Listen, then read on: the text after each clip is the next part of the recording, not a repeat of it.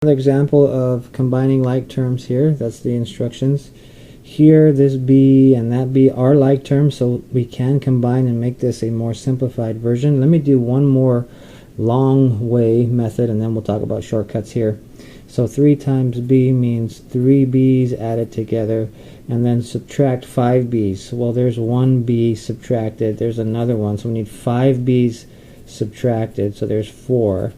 So there's 5 b's being subtracted there. That's what the meaning of that is.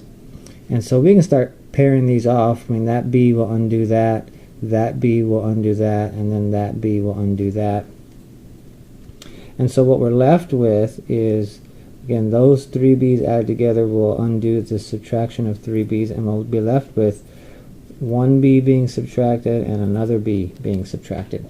So now the question is, how many b's are being subtracted? And so here you see, hopefully 2 b's are being subtracted, and we could actually write it this way.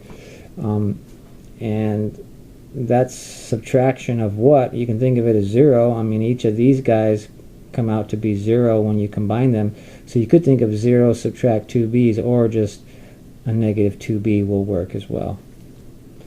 So here's the moral of the story. When you have like terms and you want to combine them using the operation that glues them together, let me do it this way down here.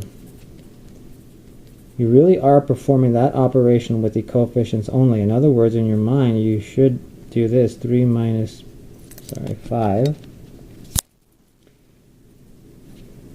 And the result of doing that will give you the number of b's being added or subtracted, or whatever that comes out to be. So 3 minus 5 here is negative 2.